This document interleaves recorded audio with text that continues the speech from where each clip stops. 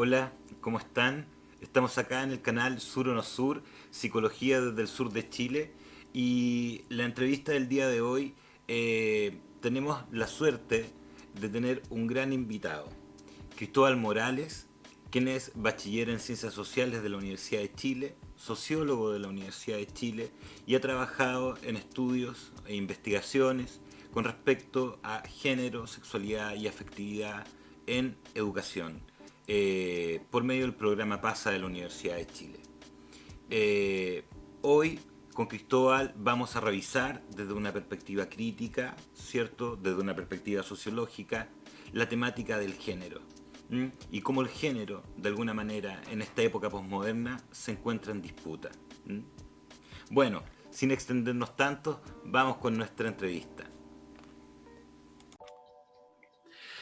Bueno, estamos acá, ¿cierto? En la entrevista de Sur o No Sur. En esta ocasión vamos a hablar del género desde una perspectiva crítica y desde la sociología. Para hablar de esto nos encontramos con Cristóbal Morales, sociólogo, ¿cierto? Con quien vamos a conversar de las tensiones del género a través de la historia, a través de la teoría, ¿cierto? Y, ¿por qué no?, a través de la realidad actual, de nuestra contingencia. Cristóbal, saludos, qué bueno que estés con nosotros, bienvenido. Hola Carlos, muchas gracias en primer término por este espacio. Creo que hoy por hoy es necesario tener interacción social eh, para poder discutir aquellos problemas que nos aquejan nuestras mentes, nuestros cuerpos, nuestras vidas, y espero que aprovechemos este espacio, sobre todo con el género, que hoy es una lucha, una demanda a nivel mundial, y quiero plantear algunas miradas desde epistemología sociológica, feminista, que nos ayuden a entender esto, que está pasando, que ya tenemos que seguir visibilizando y que nadie puede estar diciendo que esta realidad no existe, sino que se nos vino esta vuelta dialéctica de la modernidad, que en cierta medida pone a nuestras bases institucionales, ¿cierto? La familia, la pareja, el amor, lo pone en duda. Entonces, es como una detención en cuanto a las relaciones sociales, y a pesar de que, sobre todo en modo pandemia, ¿cierto?, estemos alejados unos del otro, quizás ha permitido más esa reflexión respecto a las relaciones sociales. Así que espero que la sociología, en este caso, que es un saber que a mí me gusta mucho, y quizás, ¿por qué? Porque me ayudó a darle sentido al mundo, a entenderlo. Incluso cuando parte de la sociología estaba Comte, y Comte, su visión, no sé, quizás esto es un poco anecdótico, se cuenta en las clases de cuando se está estudiando sociología, eh, es uno de los precursores, de hecho, del concepto en sí mismo, como del estudio reflexivo de la sociedad en sí misma, pero plantea que la jerarquía, con este nuevo pensamiento que surge, la jerarquía social va a ser liderada por unos monjes sociólogos.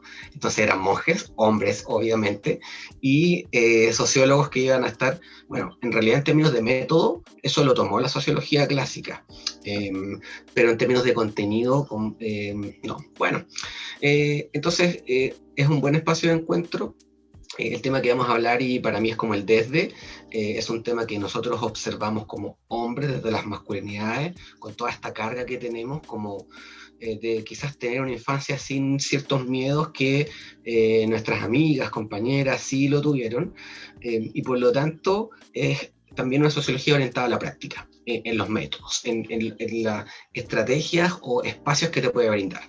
Entonces, por ejemplo, yo trabajo en una universidad, en la Santo Tomás de Puerto Montt, en la Escuela de Psicología y en Servicio Social, y un poco la pregunta también es esa. Ahí hay cierto saber, que en este caso está estructurado, y las disciplinas tienen práctica, y por lo tanto estos saberes, estas reflexiones que hoy día ojalá que podamos tocar desde los aspectos filosóficos o a cómo distintas disciplinas lo observan, tienen una posibilidad práctica transformativa, y yo creo plenamente en eso, en que se puedan ejecutar acciones desde este conocimiento, desde formas de investigación que nos ayuden a entender a otras personas. Bueno, entonces eso. Súper, súper, Cristóbal, muchas gracias. Bueno, desde esta sociología, desde esta lógica crítica, desde este avance a través de los años, de las décadas, ¿cierto?, que ha tenido la sociología, para decantar en esta escena de discusión, en esta escena reflexiva, como planteabas tú, ¿cierto?, en esta escena mucho más crítica. ¿Mm? Me parece importante, y pensando, ¿cierto?, en los estudiantes también, ¿qué vamos a entender por género, Cristóbal? ¿Mm? Mira, de hecho, esa es la gran pregunta, ¿no? El sexo y el género. Em, Porque son ámbitos que lingüísticamente, antes de entrar en el concepto, ya son una disputa social y cultural. Entonces, finalmente, ¿qué son? Desde las ciencias sociales, ¿no? La antropología es una de las primeras que toma este saber, esta pregunta, como por estas relaciones de género, sin acuñar necesariamente el término. Entonces, nos ayuda a entender, sobre todo, la construcción cultural que hay atrás. Entonces, eh, hoy por hoy, desde donde yo estoy situado, entendemos el sexo como ese atributo al nacer, ¿sí? Es una asignación del sexo. Y que también hay disputas, ni siquiera, incluso en ese espacio que podríamos llamar que es plenamente objetivo, medible, observable, también hay disputas, ¿cierto? En lógica de no binarismo. Bueno, pero lo primero sería propiamente como lo genital, tal cual, el sexo. Ahora, luego viene el género, que es una construcción social que le hemos dado a estos cuerpos, ¿no? A estos cuerpos que habitamos, que performamos. Entonces, está el concepto de género, que es esta construcción social que hemos ido en cierta medida en algunos momentos y todavía correlacionando que el cuerpo de una mujer es esta identidad femenina y el cuerpo de un hombre es esta identidad masculina. Ese correlato, que cuesta entenderlo, está anclado a nuestra cultura occidental. Foucault plantea que el sexo ya no es el origen, sino que es la respuesta. ¿Qué quiere decir eso? Que finalmente abrió la idea a pensar en género. Quizás con el tiempo le dijeron, no, sexo es al nacer, pero la idea que abriste de poder proyectar una identidad, construir un cuerpo, y no que necesariamente la cultura o la sociedad te diga qué tipo de cuerpo debes construir, que si eres mujer debes usar falda y si eres hombre debes usar pantalón. No te lo Eso, claro, claro. Bueno, entonces hay conceptos intermedios para entender a género, que ni siquiera he llegado todavía, pero está el sexo, ¿cierto? La asignación al nacer, está la orientación sexual, es decir, mi gusto, ¿no? Esperaríamos en esta sociedad heteronormada que a los hombres les gustan las mujeres y a las mujeres les gustan los hombres, ¿no? Pero eso ya es un sesgo que hoy por hoy espero también problematizarlo, sobre todo desde Judith Butler, que Judith Butler, y ya vamos entrando un poco entremos a picar ahí con... sobre todo con estas epistemologías como desde el feminismo radical, ¿sí? E incluso más allá. Como que a veces yo sigo muy atento las discusiones feministas que hay en Chile, que son de alto nivel, porque han desarrollado un sistema de pensamiento que es de hecho propiamente sociológico, que a lo mejor en las mismas disciplinas se habían cuestionado por eso. Pero está primero esta orientación sexual, ¿cierto? Y la identidad de género. La identidad de género es un concepto ampliamente disputado, porque finalmente lo que está en disputa ahí es la existencia de identidades que no sean en esta lógica binaria, mujeres femeninas, hombres masculinos, sin puntos intermedios, sin puntos combinados, sin puntos más, no, es A o B. Entonces, la discusión en Chile, hoy es una ley de la identidad de género, está basada en esta idea que el sexo y el género están desacoplados, que el sexo es este origen que decíamos como sexual, probablemente somos cuerpos sexuados, ¿no? De placer, de pensar, de todo eso, pero desacoplado del género. Y aparece la identidad de género, que es en otra medida, y aquí está esta variable, que quizás variable queda muy chico, ¿no? Psíquica, finalmente, de esa persona, cómo vive ese cuerpo, ¿sí? Cómo lo habita, cómo siente, cómo esos placeres, porque, por ejemplo, Marta Lamas plantea una discusión entre el psicoanálisis, la antropología, y se habla mucho de esto en cuanto a los cuerpos sexuados, de cómo estaba, por ejemplo, el origen también de la violencia, y sobre todo de la violencia sexual. Entonces, que en ese momento de dominación, era un aspecto simbólico muy relevante porque conjugaba lo femenino con lo masculino, siempre esta oposición, y en el momento en que se empiezan a abrir estas nuevas lógicas, las disidencias sexuales, ¿cierto? Lo queer, lo raro, de hecho queer, el término queer viene de un lenguaje propiamente rupturista porque se hace cargo del insulto, como despectivamente a alguien decirle, oye, qué raro. Lo toman y dicen, ok, me hago cargo de esto. De hecho, en Chile también un poco ha sucedido así con algunos conceptos de corte homofóbico. Bueno, pero devolviéndome, entonces está este camino entre el sexo, la orientación sexual, la identidad de género que vive cada persona y el género. Entonces el género es esta idea cultural, ¿no?, que está en disputa de la relación del cuerpo y de identidad, ¿sí? Yo sé que es a veces la ciencia no es suficiente, de hecho no lo es, y por eso también aquí hablamos de aspectos filosóficos. Es por eso que también la religión es tan relevante. O sea, vemos hoy por hoy en Chile las discusiones que han existido en el Congreso han tenido dos miradas. Una es la conservadora, donde hay ciertos sectores de la sociedad que se posicionan en ese paradigma y sobre todo anclado a principios religiosos. Están en su legítimo derecho también. Eso yo también lo creo. El punto es cuando la sociedad a nivel religioso, en cierta medida, obstruye libertades de otras personas. Pero eso es una discusión más larga y que yo tampoco quiero entrar en esa discusión ahora porque yo me posiciono desde una perspectiva no religiosa, lo digo directamente, sino que no hay ningún paradigma que pueda hacer este metarrelato, yo creo, hoy. Esto así como en un momento también fue el capitalismo y el comunismo, y eso era el mundo, ¿no? Como este mundo. No, entonces la epistemología feminista es la que ha abierto esta mirada también, como decir, oye, cuestionémonos lo incuestionable que hay abajo. Bueno, entonces está ese camino del género, y ahí, por ejemplo, podemos ver a Simone de Beauvoir, que feminista, ¿cierto?, plantea una idea súper potente que dice, y esto es rupturista para sus tiempos, ¿no?, a mediados del siglo XX. Pareja ya Sartre, por lo demás. O sea, claro, estamos hablando de que quizás como era ahí la mesa con la copa de vino, una cosa... Bueno, pero planteaba esta idea de la mujer, que la mujer, en cierta medida, si la vemos en lógica del sexo, tiene que nacer para la reproducción, ¿no? Y para llenar ese lugar familiar del cuidado doméstico y todo lo que sabemos que ha sido esta vida ultraconservadora. Entonces, cuando plantea la mujer se hace, no nace, es una salida, le está diciendo, oye, aquí nosotros nos hacemos con nuestra propia identidad y hay que cuestionarse por qué tiene que ser ese rol, ¿sí? Ese rol patriarcal anclado en la cultura.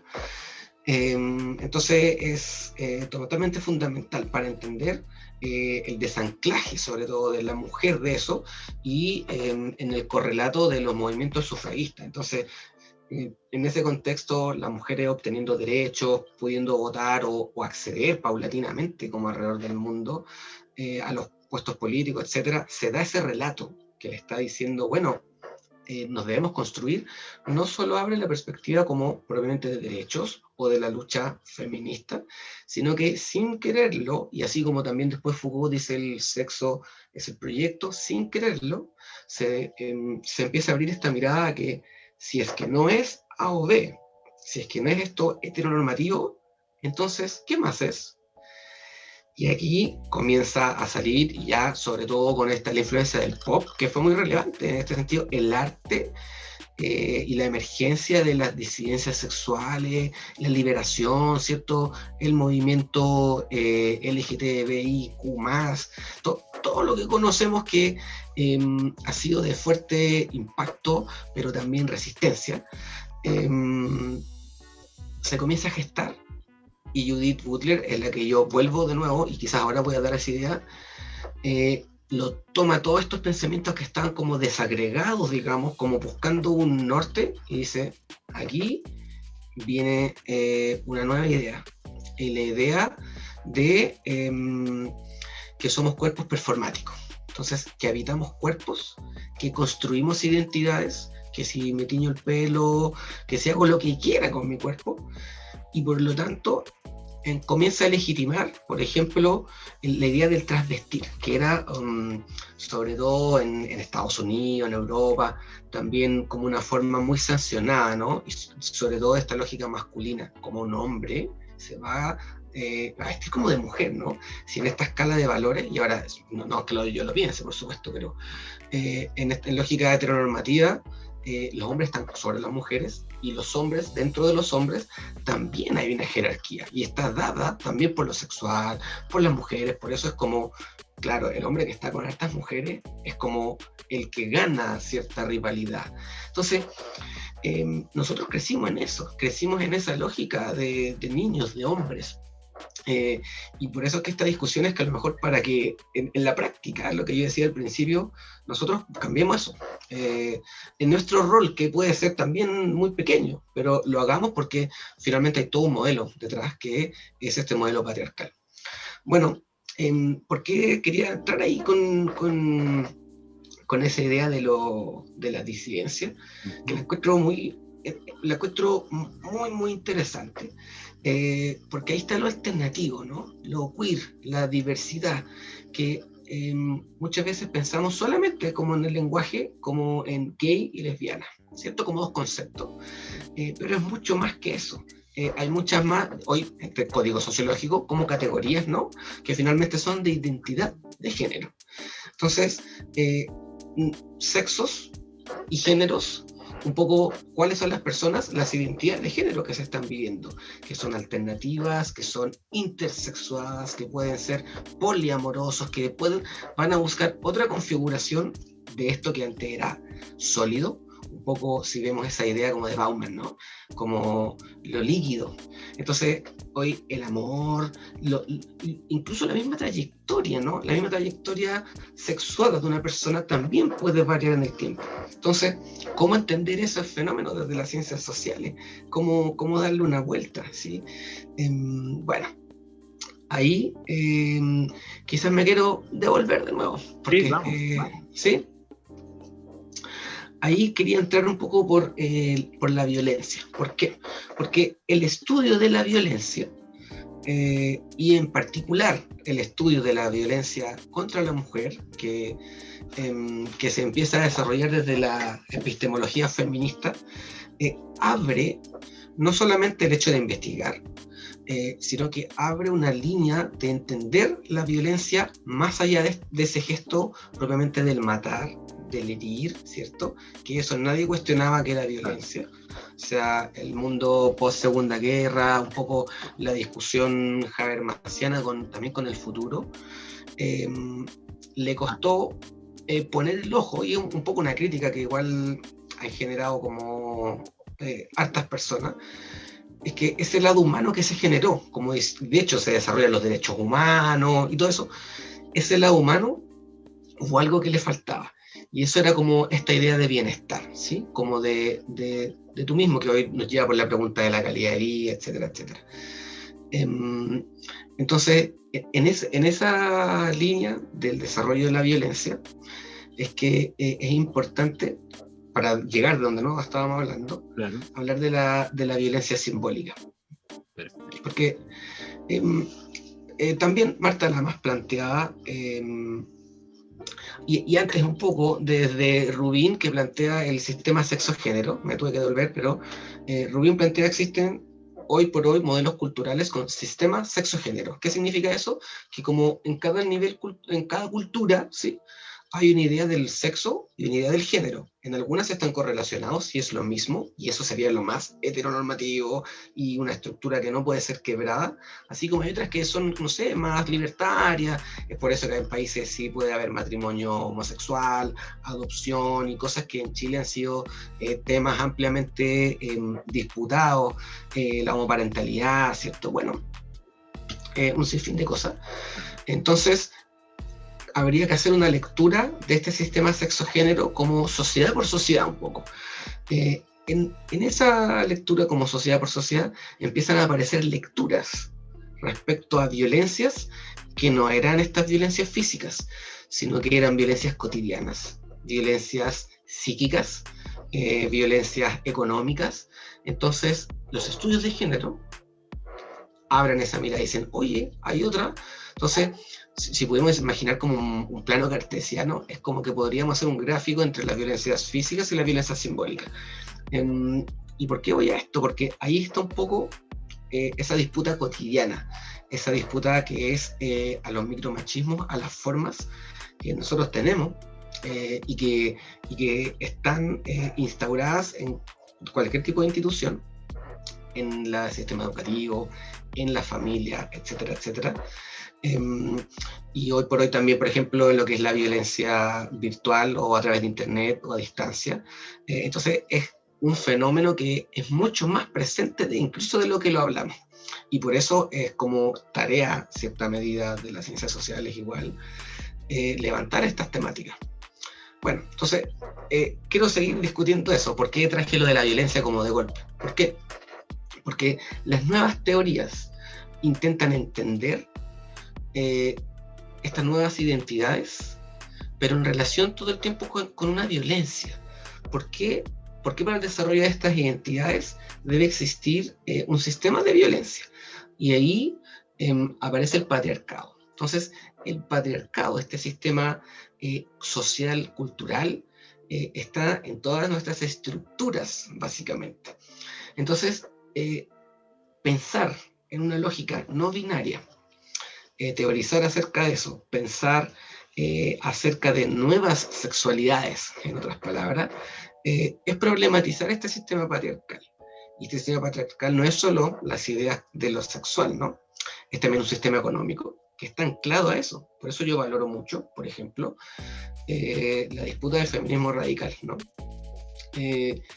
¿Con qué? Con que hay una crítica que se le establece a las feministas liberales, ¿no? En su momento, y que les dicen como, oye, están obteniendo los derechos, bien, pero no basta con eso, ¿no?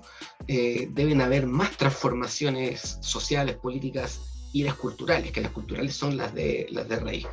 También hay una crítica a mediados de los 80, sobre todo en Estados Unidos, con que movimientos feministas, sobre todo como de corte liberal y que lograron un amplio desarrollo a nivel de insertarse en los sistemas políticos o de generar más participación en el poder, ¿sí? En la distribución del poder, era que había también una característica de clase.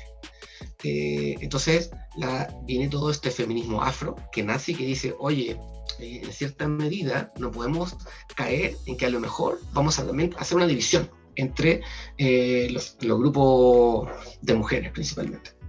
Entonces, claro, aparece esta idea de empezar a pensar en que parece que ya no era solo lograr esta igualdad como nominal, esto que estaba pendiente desde, no me acuerdo exactamente el nombre, pero Olympique, de algo que lo quiero contar también, y es que cuando fue la Revolución Francesa, de hecho, ahí en ese mismo, el primer movimiento social que salió a la calle a movilizarse fueron mujeres, ¿sí?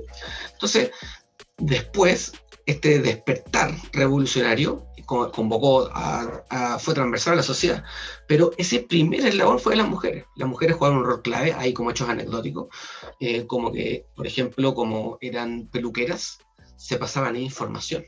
Era como un espacio de pasarse información. Bueno, pero ¿qué pasó? Que es la Revolución Francesa y sale esta declaración de los derechos del hombre y del ciudadano.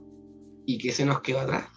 Sí. Las mujeres y las ciudadanas. Entonces, una crítica radical ahí, porque eso hace que parte este proyecto moderno, aquí está, la sociedad aquí vio el futuro, aquí está, pero partió como una ciudadana de segunda clase.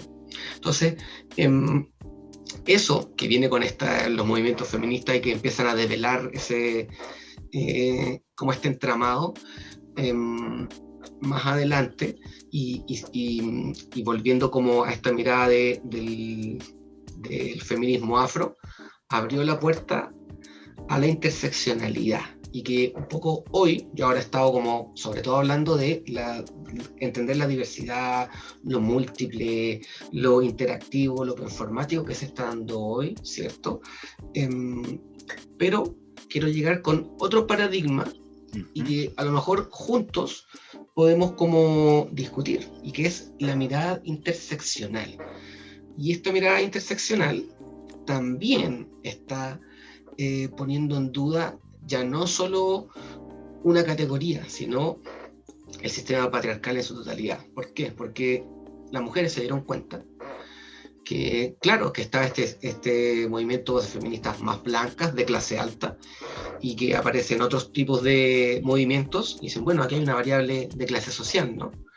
Y la modernidad fue sembrada en este sistema del trabajo como del capital trabajo, y por lo tanto tenemos un sistema de clases sociales, y si la disputa feminista era en código de clase social, lo único que se iba a hacer es que iba un grupo a liberarse, es que esos cuerpos iban a entrar al mercado del trabajo, una lucha muy justa, por supuesto, de las mujeres, entran al mercado del trabajo, pero si no es capaz de verse en código interseccional, en no reproducir los sistemas de clase, ¿qué ocurre? Que va a entrar a un sistema capitalista de dominación y va a ser igual de explotada, igual que un hombre. Claro, evidentemente en esa figura capitalista no es lo mismo ser hombre que mujer, sí, pero ok, entra y también es explotada por este sistema capitalista. Entonces, hoy se plantea que no hay que permitir que transiten los cuerpos, que independiente de que sea el cuerpo de X, Y o Z identidad de género, que no está explotada. Entonces, la mujer, en esta epistemología, abre la mirada que esa ya no es una mujer, es como una persona, y tiene que salir de ese sistema. Entonces, es una mirada como rupturista, porque va contra las bases de la lógica de interacción de nuestro sistema sociocultural finalmente hoy día, y sobre todo el modelo capitalista.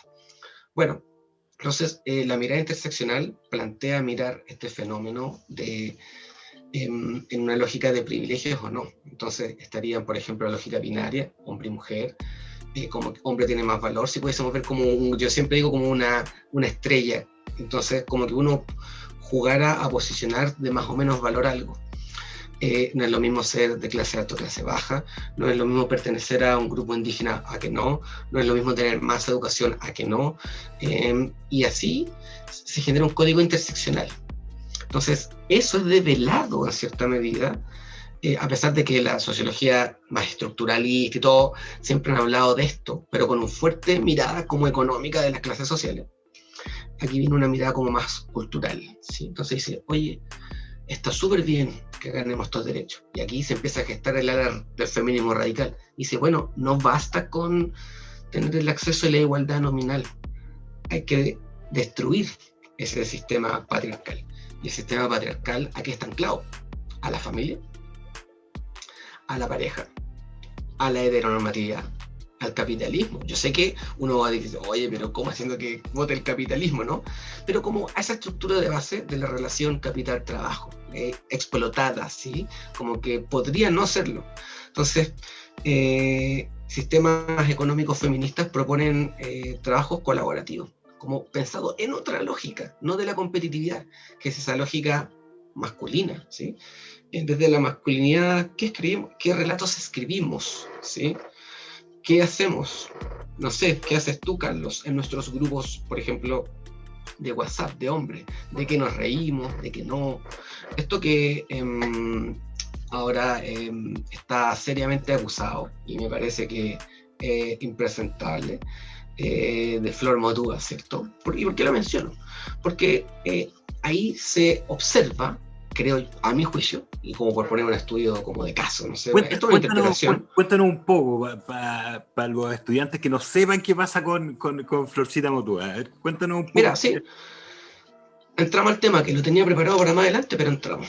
Violencia de género, ¿sí? Entonces, denunciado por violación y denunciado por propagar fotos íntimas con su pareja, no sé, por redes sociales a otras personas. Entonces, ¿qué es lo que yo quería mencionar? En el discurso como patriarcal, y que ya se sale, como que se nos sale. Yo también digo, de repente puedo hacer un comentario porque estamos en esas lógicas desde niño y recién queremos abrir y salir de ahí. Entonces, por ejemplo, se planteaba como en esta lógica masculina esa difusión de fotos íntimas, ¿sí? Que por cierto es un delito. Entonces, cuando entrevistaban a esta persona, planteaba por un lado como, bueno, como que me equivoqué, ¿cierto? Con esa difusión, pero allí de todas formas hay un manejo de los cuerpos, como que se ocurrió igual. Entonces, ¿en qué lógica estamos pensando para tener un dispositivo electrónico y que culturalmente nos hemos acostumbrado a quizás recibir o generar ciertos contenidos y transmitirlos? Entonces, yo creo que hay una validación, que espero que no, pero es una especie de validación aprendida y que hoy por hoy no da. Eso también se da en los chistes, con los micromachismos. Bueno, pero para cerrar ese caso, que finalmente por supuesto tiene que estar a disposición de la justicia, etcétera, etcétera, pero a nivel del Congreso, a pesar de que ya habían ciertas cosas reconocidas, que era esta transmisión de las fotos, no podían destituir ni nada por el estilo. Entonces, eso también le da un código a la sociedad. Un hombre que traspasó fotos o videos, no tengo idea, a su círculo o a sus amigos, no tengo idea quién, no sé cómo detalle, por supuesto, el caso. Claro. Sanción económica, ¿sí? Entonces, eso también es una lógica patriarcal del Estado, ¿no? De que en cierta medida hay cosas como esa que quizás para que romperlas debiese ser como intolerable. No, eso, ok, si ya está acreditado cierta cosa, sale de ese ámbito. Bueno, quizás yo también soy un poco radical con eso, pero creo que quizás ni siquiera lo estoy diciendo, quizás, pero la violencia de género en ese sentido está instaurada como en nuestro sistema social. Y ahí la educación es, a mi mirada, ¿sí? Desde las ciencias sociales, como diciendo, bueno, ¿desde dónde puede venir un cambio? No solo de esta reflexión y conversación, sino que desde los sistemas educativos. Pero bueno, entonces, respecto a la violencia de género, ¿qué quería plantear con la violencia simbólica antes que había hablado de Marta Lama? ¿Sí? Que se está reproduciendo en todo momento. Se pusieron los pantalones, o cuando uno llegaba a la mesa, ¿no? Y la cabecera era como para el padre de familia, o los niñitos no lloran, o la niñita, bueno, todos esos tipos de lenguaje cotidianos que estamos conversando, que salen en la mesa, hay dos alternativas. Eso es lo que yo digo, que ahí yo radicalizo. Ok, hay que conocerlos, cuáles son. No toda la gente tiene quizás el entrenamiento o no conoce efectivamente qué cosas pueden ser violentas psíquicamente, mentalmente para otras personas. Pero yo creo que ese es el momento de la ruptura. Ahí está la ruptura cultural, creo yo, como de este patriarcado, y que a lo mejor yo puedo aportar. Quizás pueden haber otras formas. Y es que en ese momento del chiste, en ese momento de la violencia simbólica que pasa piola, ahí uno tiene que salir. Yo creo que ahí es cuando, como decir, bueno, esto es así, esto no. Y por eso es que yo planteaba como hablar desde una sociología, desde un paradigma transformativo, como yo entiendo las ciencias sociales, más allá como metodológicamente, como desde el pospositivismo o como de esta mirada constructivista. No, yo trato de entenderla como desde un enfoque transformativo. ¿sí? Crítico, que pueda entender que nuestro pensamiento, nuestra investigación en sí es una acción, por lo tanto debe ir intencionada, ¿sí? Entonces, para quebrar esas violencias que son simbólicas, como la discriminación, ¿cierto? Sobre todo contra las disidencias sexuales, ¿no? Para quebrar eso, creo yo, que es en la práctica cotidiana donde hay que actuar. Claro. Ahora, eso se enseña evidentemente a través de los sistemas educativos, y ahí está la disputa de contenido de qué cosas se puede entregar o no. Entonces, bueno. Ahí tenemos otro tema. Estamos con Cristóbal Morales en la entrevista, ¿cierto? De Sur o No Sur, hablando de género en particular hoy. Vamos profundizando en algunos temas. Estamos en el tema de la violencia, pasando a la idea de la educación. Me parece muy importante ideas que recalcaste y cómo este patriarcado, este machismo va apareciendo de manera completamente naturalizada, que incluso es difícil poder lograr ingresar, ¿cierto?, a una escena de cambio, transformación, con todas estas naturalizaciones que existen. Me parece muy, muy importante, en función de lo que estabas hablando, visualizarlo. ¿Cómo podemos, entonces, de alguna manera, enfrentar esta ilusión naturalizada, esta lógica binaria, ¿cierto?, que muy bien explicaba, que nos genera la modernidad? El salir de esta visión, ¿cierto?, de estos grandes relatos que hablaba Lyotard, de entender el sexo y el género casi como la misma cosa. ¿Dónde crees tú que se puede dar este cambio, esta revolución de conciencia? ¿Está en la educación? ¿Está en una dinámica de salud distinta? ¿En una lógica de bienestar? Cristóbal, ¿por dónde lo tomas? Oye, buena la pregunta. Yo creo que lo primero es como dónde está el cambio. Está en la calle, está en el movimiento social, está en las tesis.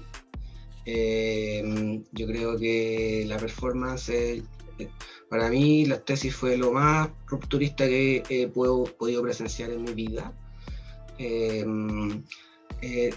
Esa salida, ¿cierto?, de las mujeres en esta denuncia, en esta claridad conceptual también, un poco de lo que yo estaba hablando, ahí está definido el patriarcado, ¿cierto?, que está en el sistema judicial, que está en el Estado, que está en la familia, y que finalmente no es la provocadora, no es la... No, somos nosotros, somos los hombres. Entonces, creo que lo primero es el movimiento social. Y nosotros como hombres creo que nos colgamos un poco ahí, pero ellos están como liderando eso. En esa línea de esta ruptura, creo que está sobre todo en la educación, como tú lo estabas planteando. Cómo entender, o sea, y yo no siquiera lo entiendo, yo creo, sino que esa es la pregunta que yo me hago. ¿Cómo entender el funcionamiento de la educación para que estas ideas puedan ser insertadas en términos de contenido y que la devuelta, en cierta medida, años después de que las distintas sociedades o generaciones se socialicen con esto, sea realmente cumpla con ese objetivo de equidad en cierta medida? Claro, ahí la política tiene que ser intencionada, política de equidad intencionada, pero antes de eso, de como hablar de las políticas y todo eso, entrar un poco en teoría. Y yo creo que ahí el concepto que tú utilizaste de la naturalización es clave.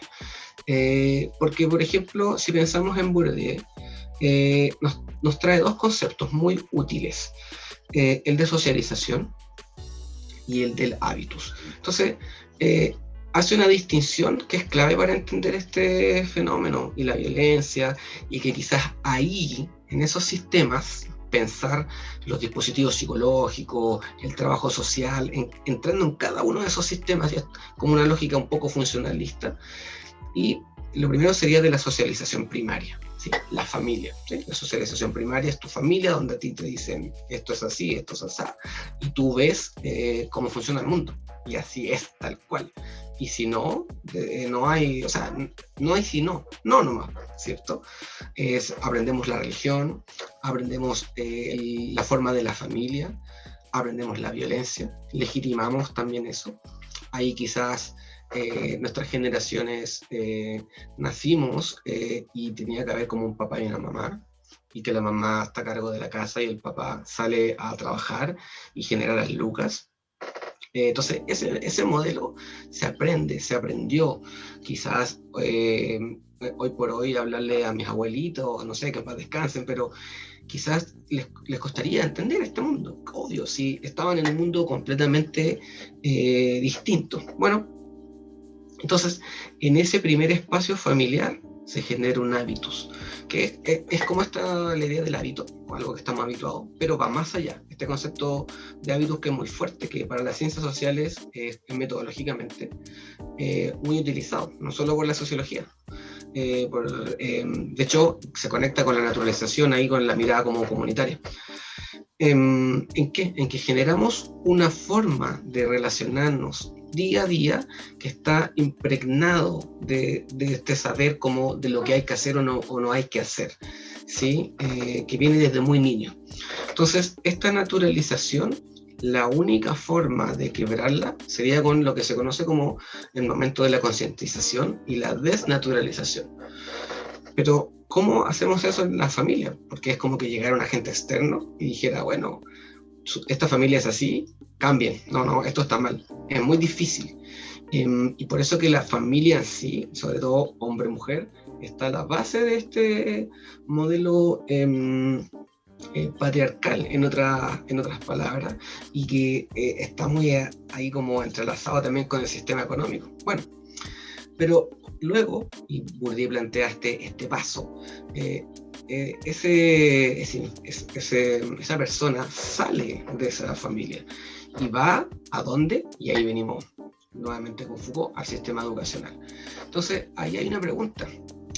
¿Sale quizás para la libertad? O si nos vamos, como también hacemos una mirada un poco más lacaniana y quizás a esa misma cárcel un poco cultural, de que a lo mejor el sistema educativo lo estamos planteando como la liberación, quien dice, pero a lo mejor en ese sistema educativo también hay una prisión, ¿no? Si vemos como ciertos fundamentos como de la educación popular, y no sé, pensamos en esa crítica a estos sistemas de educación establecidos por los estados, que sí o sí van a buscar una normalización de algo, sea lo que sea, una racionalidad. Eso, tal cual, hay un sistema racional, un poco claro, o sea, nos habíamos alejado de ese concepto, pero ahí volvemos a esta moneda racional, y sobre todo con lógica económica. Hoy por hoy lo vemos, que tenemos como un mercado de la educación, y se van perdiendo estos saberes colectivos que están ahí, etcétera, etcétera. Entonces, bueno, se va a la educación. Entonces, en la educación sería el momento del encuentro de estas familias, en que yo me imagino, como para dar el ejemplo, me imagino como este niño o niña que va a clases con su carga familiar, con su Dios, con su forma de comportarse, y llega a la sala. Oh, oye, y no todos son así. Y, oye, mis papás también son separados. Y tú vives solo con la mamá y con la abuelita. Mira, vive con un papá y mamá. Oye, vive con la mamá y una tía, ¿sí? Y no entiende, a lo mejor la mamá, no sé, tiene una pareja que es de su mismo sexo, ¿sí? Entonces, hay un encuentro cultural rico, gigantesco, que nos ha proporcionado estos sistemas educacionales, sobre todo modernos, como para meter ahí como de wall a la máquina de aprendizaje, pero aún así, creo que esta es oportunidad, y ahí venía Bourdieu, que decía, mira, están estos hábitos, hay que quebrarlo. Si lo quebramos, sobre todo a través del sistema de la socialización secundaria, los sistemas educativos, podría haber un cambio realmente. Los otros, por supuesto, está la prensa, ¿cierto? El cine, que también nos transmiten todo esto, los estereotipos, que eso un poco va hacia el final de lo que hoy día tenía como pensado, como finalmente también está en este quiebre del estereotipo, sobre todo masculino, ¿no? Los hombres, que tenemos que hacer una crítica, ¿no? Hay un colectivo en Santiago que se llama el Colectivo Poroto, que yo lo estuve siguiendo, y creo que pocas veces que he visto que eran hombres, ¿sí? Y que se sacaban la foto todos desnudos, como para cerrar la actividad de decir, oye, más allá, saquemos el mensaje de que tenemos que preguntarnos algo, no podemos como, oh, vemos la noticia, o algo tenemos que hacer, nos están interpelando también, entonces creo que no es como solamente decir, sí, el cambio cultural viene, no, yo creo que tiene que ser ahora. ¿Y dónde? En ese espacio de la habitus que nos plantea Bourdieu, y en cuál específico, en la educación. Entonces ahí la política pública es clave. Por eso también la lógica neoliberal en la educación, no quiero para qué discutir el sistema como mundial, ¿no? Sino que en la educación es muy complejo, porque se disputan saberes, ¿sí? No solamente clientes, ¿no? En esa lógica, sino más allá de eso, más en el fondo. Como lo plantea Foucault, la lógica del saber poder, digamos, como que hay discursos que tienen de alguna manera más créditos que otros, y que lo van definiendo de alguna manera. Como que creo que, claro, cuando se dice la idea de que la historia la escriben los que ganan las guerras, como esta metáfora, ¿no? El patriarcado siente de alguna manera que todavía está marcando una noción de verdad, como una especie de modernidad tardía, de alguna manera, como un gran relato que está ahí presente. Me parece potente. Sí, eso que planteaste es súper interesante. Nosotros nos referimos en algún momento como de la caída de estos metarrelatos, y está ahí un poco también la crítica como de la escuela de Frankfurt que hace, que es relevante, el hombre unidimensional, ¿no? Ese libro que, claro, de hablar del hombre obviamente ya tenía un sesgo, pero plantea esa idea del metarrelato, y ahora estamos enfrente a un metarrelato también. O sea, el 8 de marzo, que fue la movilización más grande en la historia de nosotros, de nosotros más encima, así de marzo, de ellas, como históricas, digamos, de hecho es lo que está en la Plaza de Dignidad, fue mundial. Las tesis fueron mundiales. Entonces eso es lo que yo digo, valorar desde nuestras disciplinas eso que pasó, que escribe un metarrelato que ya no es económico, no es el capitalismo o el comunismo, sino que es cultural, y dice, más allá de todo eso, hay una estructura sexista del sistema sexogénero que es transversal a las culturas. Entonces me parece como que, y por eso yo dije lo de las tesis fue como la entrada, como lo más power que yo diría que he visto, de verdad. Entonces la idea de entrar como a esa discusión de si se está construyendo como un metarrelato ahora es interesante. Por ejemplo, Argentina, aborto. Entonces, dos cosas que destacar de Argentina, diría yo, como para analizar, que a lo mejor acá son temas, claro, cuando se habla del aborto, del divorcio y todo eso, acá en Chile han sido disputas de carácter político largas, pero miremos cerca. Primero, como no me acuerdo bien, 3 o 4 años, cuando fue la primera puesta en escena ahí en el Congreso de Argentina para validar el aborto libre. Y creo que un poco el poder legislativo, en cierta medida, y los poderes, lo que tú decías, estos poderes, más allá de que sea diputado, los que están ahí en el poder estatal, ¿sí? Dijeron, bueno, es tan importante que lleguemos a un plebiscito. Y fueron a un plebiscito en Argentina. Entonces me parece como que una sociedad democrática, en cierta medida, fue una salida ya interesante. Ganó el no.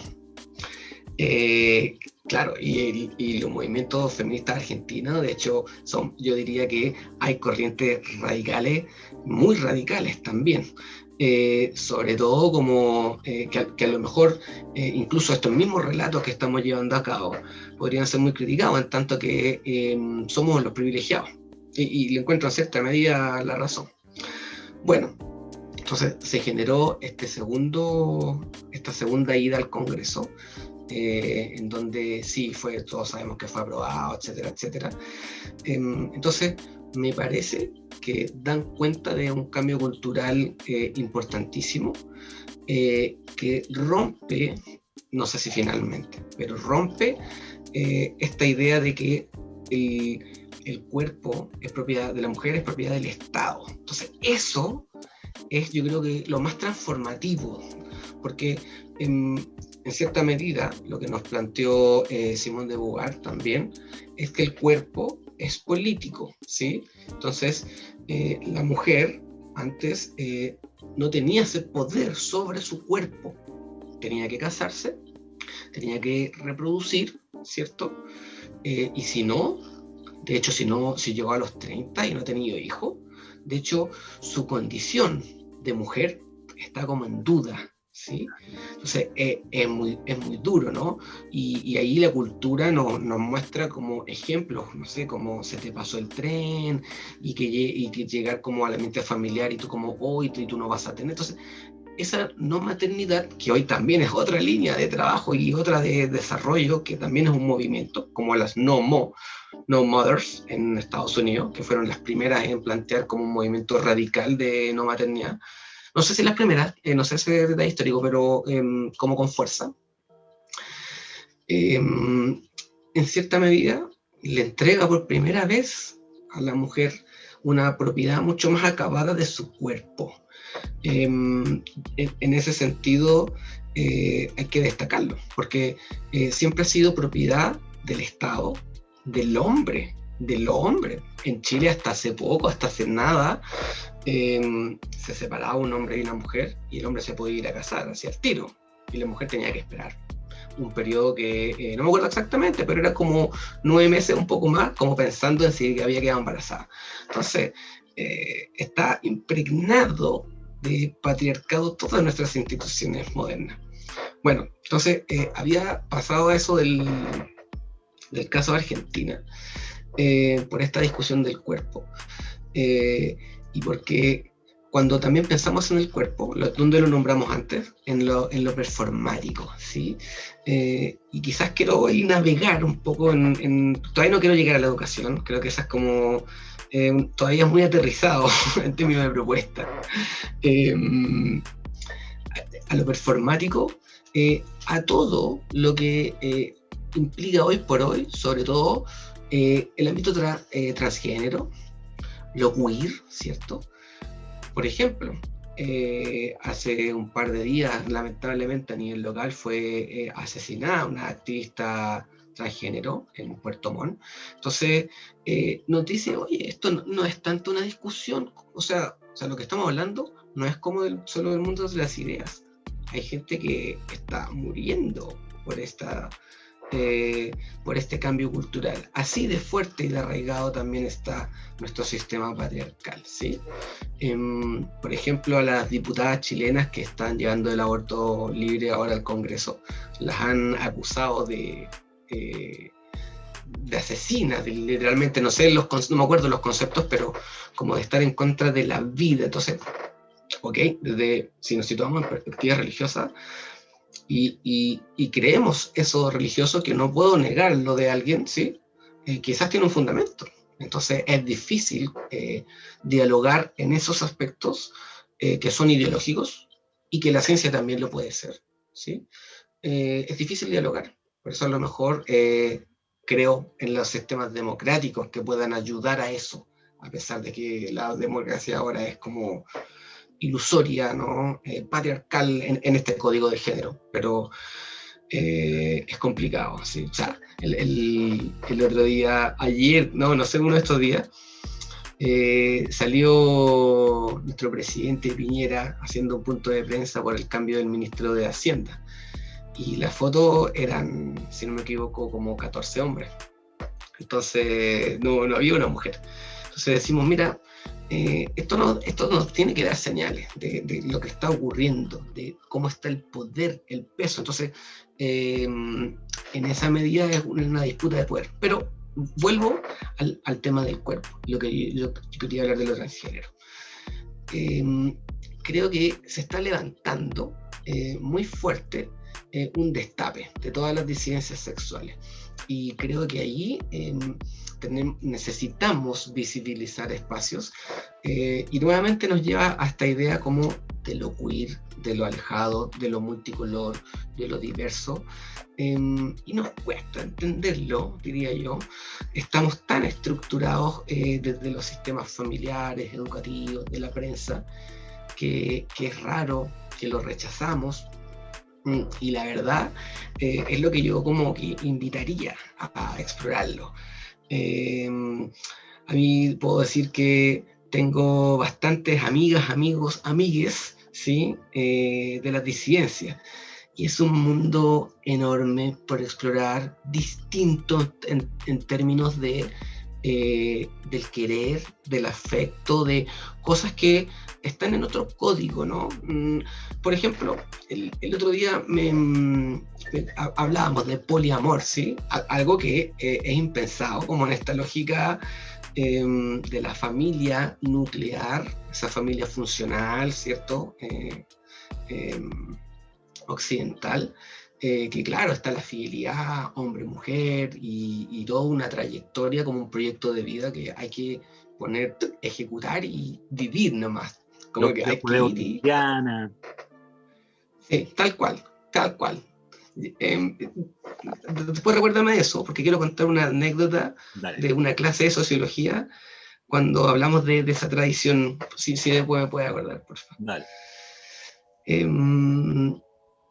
Entonces, estaba este concepto del poliamor, y que es difícil desde una pareja, ¿cierto? Pensar, porque estamos pensando en lógica de exclusividad, ¿cierto? De dolor, de amor romántico, de sacrificio, ¿no? Hamlet es, pero una oda también a esto, como a esta lógica del sacrificio máximo también por esa pareja, y ojalá como morir ahí en esa cúspide, que es como sería como el orgasmo de esta poesía, una cosa así. Pero si nos preguntamos también, oye, ¿y cuáles son las otras lógicas? Por ejemplo, aparecía el poliamor. Y hay un concepto en el poliamor de poder brindar amor, brindarnos entre más de una persona, ¿no? Quizás que una persona esté con dos, o que a lo mejor sea en un trío, ¿no? Y apareció un concepto que yo digo, oh, mira, qué ruptura a una base como sentimental, y que sería ideal, por ejemplo, que la psicología la estudiara. Vi una presentación de psicología de la Universidad de los Lagos a fines del semestre pasado, y ahí había una profesora que estaba estudiando eso, como de nuevas formas de las relaciones como socioafectivas entre jóvenes.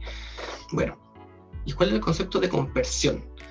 Que si una persona tiene como más de una pareja, o tienes a una pareja y esa pareja también tiene como otras parejas, ¿no? Números indeterminados, o como que no es un detalle.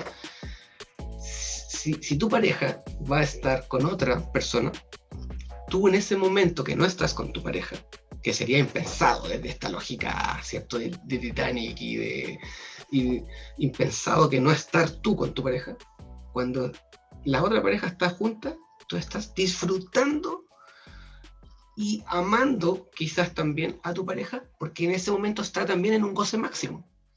Entonces está disfrutando tanto, quizás tu pareja con la otra persona, que tú estás feliz que va a llegar, y no anda swinger, no, estoy pensando afectivo mucho más profundo, ¿sí?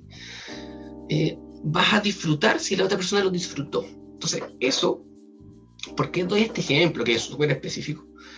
Porque se abrió, yo creo, una discusión importantísima en las bases a esta lógica binaria desde las disidencias, desde lo queer, que le dijo, a ver, un momento, la identidad de género es lo que tú quieres vivir, ¿no? Y ahí es como puede haber de todo. Entonces yo lo pienso en una lógica como ahora de esta mirada de la complejidad, efecto mariposa. Como que antes habían dos colores, entonces las combinaciones eran pocas. Entonces ahora como que digo hay 10 y 10 por 10 entonces el abanico se abre tanto como a nuevas configuraciones sociales. Entonces creo que por ahí también viene en cierta medida un cambio cultural que permita debilitar estas estructuras hegemónicas, patriarcales, que en cierta medida están condicionando el desarrollo de la sexualidad, de la afectividad, más o menos por ahí. Y lo que quería plantear, que justo salió eso de la tradición religiosa en cierta medida, es que yo hago una clase de sociología, y para llegar a hablar de sociología, porque no es para estudiantes de sociología, es una disciplina que realmente no todas las personas conocen. De hecho, yo admito, yo antes de llegar a la U, nunca había tenido una clase o algo como psicología, sí, que en el colegio igual te hablan, filosofía. No entendía sociología, ya entendía que era como el estudio de la sociedad. Pero bueno, ahora yo para tratar de explicar eso, como que es que finalmente uno tiene que llegar como a la Revolución Francesa y a la Revolución Industrial, como que en ese contexto se da la sociología y hace una combinación entre lo social y lo económico, lo político y lo cultural, es como un metarrelato también. Para llegar a eso, parto en las primeras religiones. Entonces, primeras formas de pensamiento religioso son en la naturaleza, ¿cierto? Los astros, los animales, que tienen ciertas fuerzas, formas que dan al mundo algún tipo de explicación. Ahí también hay teorías antropológicas de la relación sexo-género, ¿sí? Bueno, luego como que estos dioses, ¿sí? O divinidades que están en los astros empiezan como a bajar, como a la tierra. Son animales, después son mezclas, ¿cierto? No sé, como los egipcios, los egipcios, perdón, que habían figuras mitad animales, mitad mujeres, no sé, vemos el hinduismo, por otro lado, con distintos dioses ya, que son incluso, y ahí, ojo, en el budismo, o sea, no solo en el budismo, sino que en el hinduismo también, estas formaciones como afroditas, ¿no? O intergénero, ¿ok? Pero hay un momento clave, que es la tradición judío-cristiana, que Dios se hace hombre. Y se hace hombre de barba, ¿no? Entonces, ahí creo que, y porque yo lo cuento como una anécdota, porque en la clase, como que lo dije así, me salió así, como que la pensé, como que dije, claro, como que si pudiese seleccionar un momento, fue ahí. Que Dios, imagínate, del cielo a la tierra, es un nombre. Entonces, evidentemente, como que cualquier historia que viniese después tenía un paraguas como muy, muy fuerte para poder, en cierta medida, cuestionarlo. Y por eso creo que también el feminismo y las disidencias no se le aparecen muy bien a la religión, ¿no? Porque es un cuestionamiento epistemológico a las formas de pensamiento, a entender este tipo de relaciones como desde la construcción social y no desde esto que es, sino que esto que va a ser, como en lógica de lo que decía Foucault en la historia de la sexualidad. Entonces, bueno, llegamos a ese punto de que terminamos como en la tradición religiosa. Bueno, pero también creo que en esa misma historia hay un problema de cómo nos contamos la historia. Porque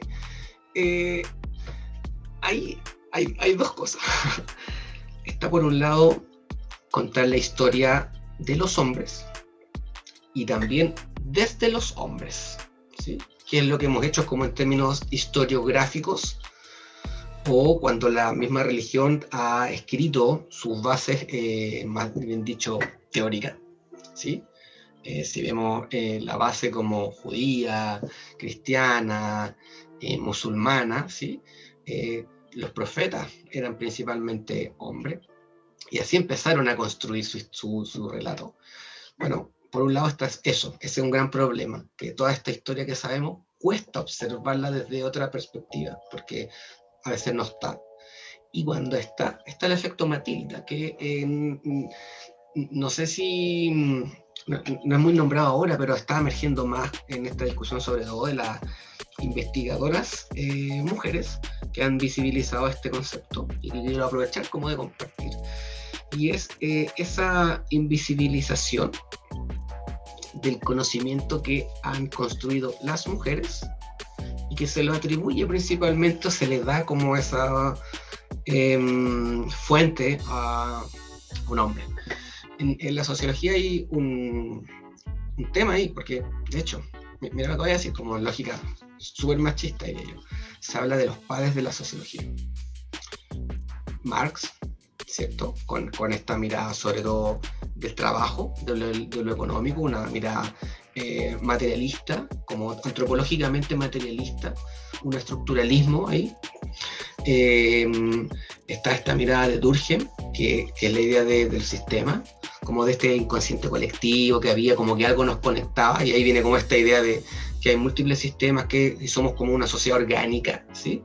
En cierta medida que es como un gran cuerpo, ¿sí? Y claro, en ese momento eso era como la línea científica también, entender los cuerpos y los sistemas. Bueno, y está Weber, que Weber es quien le pone la cultura, le pone esa pregunta por la interacción y la racionalidad, y de hecho hace una unión con la psicología también, porque la pregunta por la racionalidad es una pregunta como por las estructuras también cognitivas, ¿sí?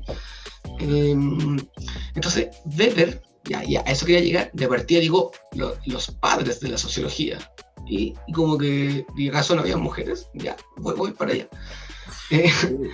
Pero el caso paradigmático es que Weber, que hay un libro gigantesco, Economía y Sociedad, que, bueno, con el tiempo se devela en cierta medida, y después ya con la investigación histórica ya eso es como una deuda de la sociedad, ya no solo de la sociología, que Marianne Weber, que era su esposa, no quise decir su esposa porque es Marianne Weber y después es su esposa, ¿no? Es como para tener coherencia con lo que estoy diciendo. Era la gran investigadora también, socióloga. Entonces, el mundo conoció a Max Weber, ¿sí? Este hombre ahí que se la sabe toda, y que para hablar del Estado, del poder, hay que pasar por Weber, ¿sí? Pero es Marianne Weber. Entonces yo digo, en lógica estudiantil, no sé quiénes serán los profesores de teoría sociológica. ¿Cómo lo van a pasar ahora? ¿Lo van a pasar como Weber, como Marianne Weber? ¿Van a tratar de revisar eso? No sé. Quizás estoy llegando a la educación como con un trabajo que hay, y es que desvelar que en la entrega de conocimiento tienen que haber mujeres. Entonces hay que revisar esa bibliografía, y lo que yo decía de cómo contamos la historia. ¿Quién te cuenta la historia? Te la están contando los hombres. Yo creo que ahí está el tema. Ahí hay un gran tema. Yo creo que la importancia ética de los profesores también, de cómo se cuenta la historia, entendiendo que la historia oficial es una historia patriarcal, y entendiendo que cuando vamos a contar la historia hay que deconstruirla. O sea, yo estaba pensando justamente y tratando de aportar un poquito a lo que tú estás diciendo. Porfa, dale. Claramente. A mí me pasa, por ejemplo, cada vez que explico Nietzsche. O sea, cuando tú decís, partamos de la base del dios que nombraste. Este dios con barba, este dios masculino, ¿no? Hombre. Cuando dice Nietzsche a fines del siglo XIX, Dios ha muerto. Es el hombre que ha muerto. ¿Quién aparece? El superhombre. Claro. Entonces, es súper importante y es ético a esta altura, ¿cierto?, poder explicar que ese sesgo patriarcal es un sesgo de época. Muy Nietzsche será, muy inteligente el discurso, muy rupturista para la época decir que Dios ha muerto, ¿no? Pero cuando... Y así con todos los autores que están para atrás y que vienen después. O sea, incluso Foucault, que me encanta, pero cuando dice el hombre ha muerto, es un sesgo de época, porque lo que debió haber dicho es el ser ha muerto. El ser ha muerto. Entonces, lo mismo pasa. Y creo que en este contarnos la historia, tiene que darse este fenómeno de la deconstrucción. Ahí de nuevo Derrida. O sea, Derrida cuando dice está todo naturalizado para atrás, la historia te la cuentan en la estructura, la historia te la cuentan los que más te aman, ¿cierto? Y el tema es que lo naturalizas, y si uno no lo reconstruye, sigue cayendo en el mismo error al no avisar que hay un sesgo de época. O sea, comparto completamente contigo, ¿no? El ejemplo de la Revolución Francesa está espectacular, yo ese dato no lo sabía. Lo encuentro muy potente, y creo que ahí, como bien dices tú, hay que develar la historia. Creo que hay un énfasis que hay que empezar a colocar, y no es casual, colgándome también de lo que dijiste, no es casual que la teoría, ¿cierto?, de género, desde una perspectiva crítica, venga de la calle. O sea, viene de la existencia misma. Viene justamente del que se coloca en la disidencia de la historia oficial. Esta historia binaria que rompe las capacidades amatorias de otro, las capacidades de sentir de otro, y las cuestiona en un plano de normalidad, como diría Foucault. Entonces, me parece muy importante, y en función a eso, llegando a la educación, ¿no? Como decías tú, bueno, parece que desde estos ejemplos que muestran lo tosco, ¿no?, de esta historia contada desde la masculinidad, parece que vamos llegando también a la educación. Y ahí, ¿qué éticamente crees tú que debiera pasar en ese plano? Oye, bueno, sí, interesante también cómo lo planteas, como desde esa naturalización histórica, ¿sí? Y claro, ahí está la educación. Entonces, mira, yo creo, y es como, digo creo, porque es mi religión, ¿sí? En que hoy por hoy tenemos que mirar la sociedad con perspectiva de género, como ojalá tratar de instruirse, escuchar, leer, entender, sobre todo los hombres que no hemos sufrido lo que lo han hecho las mujeres. Entonces la experiencia genera conocimiento, entonces tenemos un conocimiento, o sea, tienen un conocimiento que no lo tenemos y que nos cuesta mucho entenderlo. Entonces, ¿qué es lo que he aprendido de las mujeres? Es la perspectiva de género. Quizás no podría decir que lo he aprendido todo, no, pero en la educación, como práctica transversal, esto debiese irrumpir rápidamente. Ahora, ¿qué implica eso? De acuerdo al trabajo que estamos haciendo también con otras personas, y un poco ahí debo destacar que tenía una compañera ahí de trabajo que es Rocío Millar, una antropóloga también, que no puedo solo trabajar como hombre en esto, entonces me ha permitido construir un saber también como explicado, como que me pueda explicar desde su perspectiva de mujer, y también desde las ciencias sociales, ciertos conceptos que a veces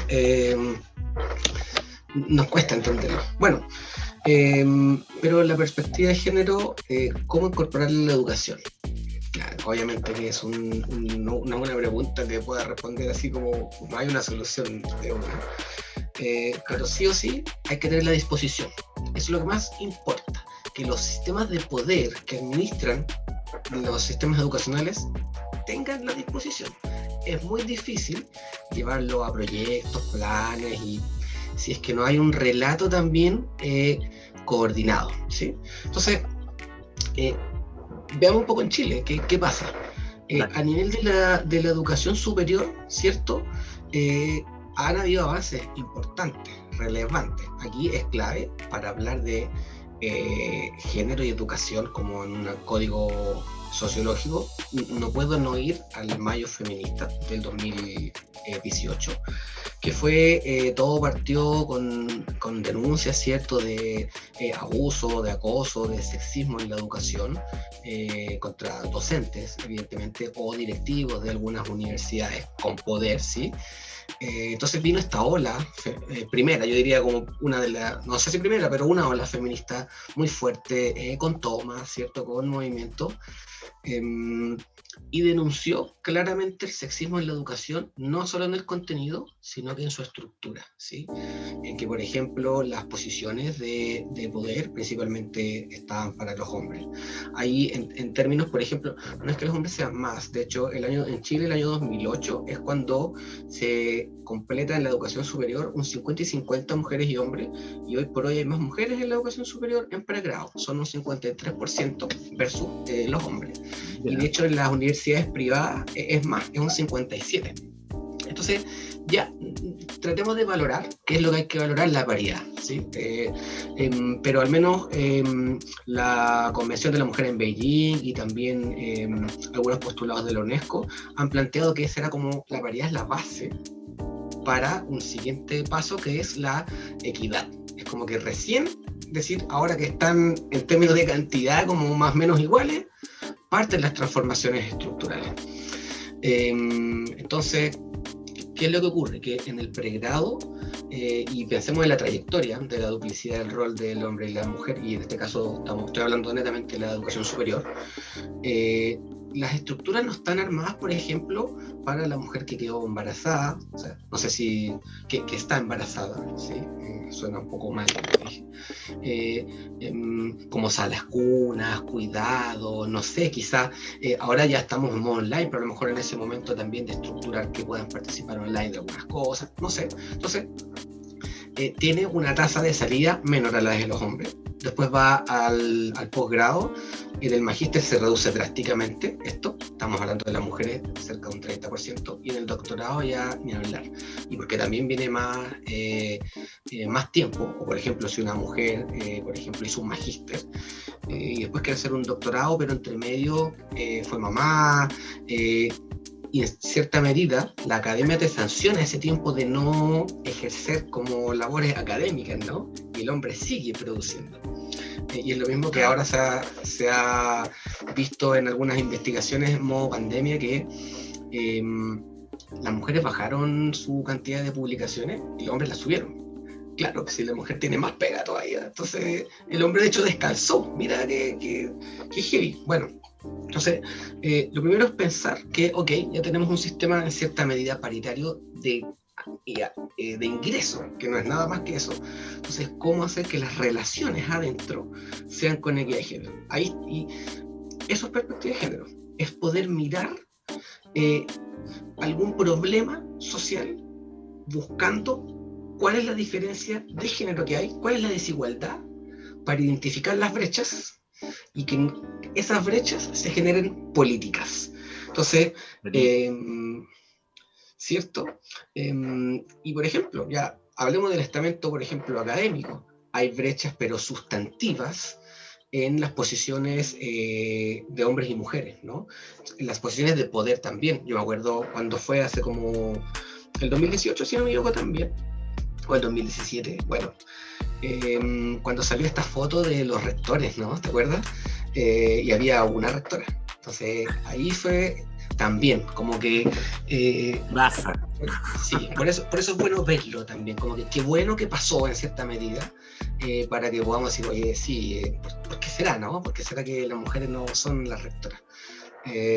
Bueno, hoy sí hay más mujeres rectoras, y eso también es súper bien. Entonces, en la educación superior, la perspectiva de género de partida es necesario como tener la voluntad. Hay desarrollos totalmente distintos, hay universidades que ya han desarrollado departamentos, direcciones, lo que sea, y otras universidades que han estado muy tibias, por decirlo así, o no han avanzado como mucho, pero ahí hay una doble relación entre el poder mismo establecido y el movimiento social. Entonces, evidentemente en aquellas universidades donde ha estado ahí el movimiento feminista puro y duro, fuerte, han habido transformaciones. No es posible que no, ¿sí? Por la buena o por la mala, así. Entonces, y yo en cierta medida como que igual compatibilizo con eso, como de, tiene que haber el cambio. Entonces, ¿qué han ocurrido? Políticas educativas, políticas de género, si venimos como al ámbito local. ¿Dónde están los principales desarrollos en la región de los lagos? Por un lado en la Universidad de los Lagos y en la Austral. la Universidad de los Lagos tienen una dirección, ¿ya? Eso es como, en cierta medida, como de lo mejor, a mi modo de ver, en términos de política educativa y de tener estructuras que velen por la perspectiva de género, una dirección, porque como dirección está en cierta medida subordinado como a la rectoría, ¿no? Entonces es súper importante porque es transversal. Bueno, evidentemente tiene muchas funciones. Y por otro lado está la Austral, que la Austral tiene también un departamento, no me acuerdo el nombre exactamente, pero de género y diversidad, pero también, y esto sí que es destacable, tiene una unidad que es ante protocolos, perdón, ante abusos o discriminación, o sí, entonces, no, mira, no me acuerdo exactamente los nombres, quizás me deba disculpar por eso, pero se me confunden también, pero una unidad que está destinada a, en cierta medida, visibilizar estos temas, encauzar, acompañar, ayudar en la denuncia. Entonces, bien, en el lado como de las relaciones sociales. Estamos con Cristóbal Morales, ¿cierto? En la entrevista de Sur o No Sur, conversando con respecto al género. No te quise cortar la idea, Cristóbal. Me parece súper importante la bajada que le estás dando a la temática de la educación y el género en el territorio. Cuéntanos en definitiva. Al parecer, el camino de la educación o un proceso en donde la educación tiene un gran papel, como generar una revolución de conciencia de alguna manera, el atrevernos a quebrar lo naturalizado, a entender el sentir, ¿cierto? Y ver la diversidad de posibilidades que existen. ¿Es solo la educación el camino? ¿Es solo la educación el espacio que se ve en el horizonte en este momento o hay otros espacios potentes que juegan un papel importante en esta transformación, en esta desnaturalización de este sistema binario? No, o sea, yo creo que es uno, que es muy potente, como en esa mirada que habíamos dicho de los espacios de socialización. Pero son otros sistemas también, diría yo. Por un lado, por ejemplo, la movilización. Yo creo que eso es clave, como el movimiento social. Yo creo que apura procesos, ¿no? Que pueden ser procesos muy largos, pero en cierta medida eso pone en jaque a lo político. Otro es lo político, tal cual. En este proceso constituyente que estamos llevando a cabo, yo al menos, como tratando de dar así una posición, diría que el hecho de que se haya logrado la paridad fue un tremendo disputa de poder, en cierta medida, que debería permanecer como instalado como práctica política, ¿sí? Que hay paridad.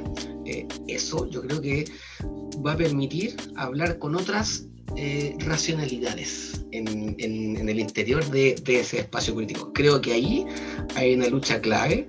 Yo llamaría también a que se puedan reconocer aquellas candidatas a constituyentes feministas, escuchar sus discursos.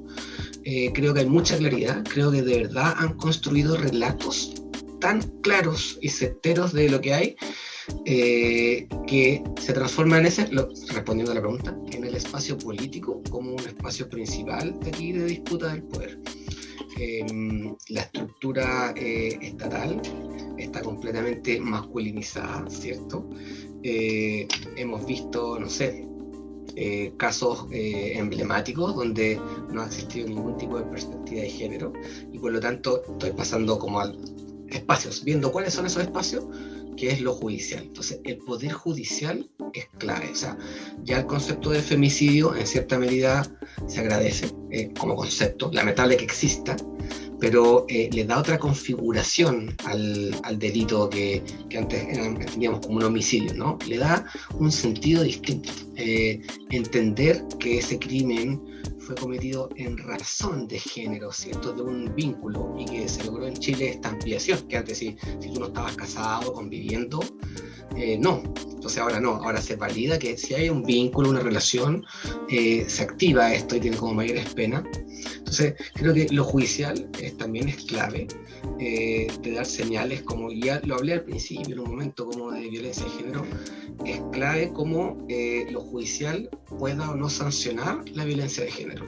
Si no, la educación es bonito, ¿cierto? La perspectiva de género, incorporarla, revisar la bibliografía, mostrar otros paradigmas, utilizar lenguaje inclusivo, que eso no quiere decir como hablar con la E al final todo el tiempo, ¿no? Sino que considerar, ¿cierto? Y un lenguaje inclusivo como en perspectiva interseccional, con otros códigos, no sé, en vez de decir los pobres, que es estigmatizar un grupo social, hablar personas en situación de pobreza, por ejemplo.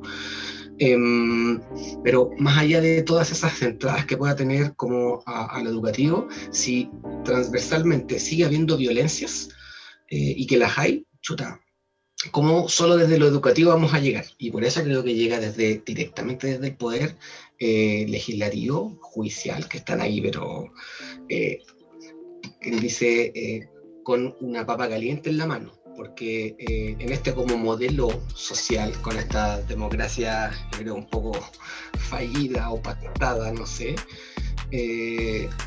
como también desde esas estructuras que finalmente son las que disciplinan nuestros cuerpos, ¿sí? Poder dar un espacio, ¿sí? Para que se abra esto. Entonces, si no es la educación, están eso. El otro es el ámbito personal o familiar, como queramos llamarlo.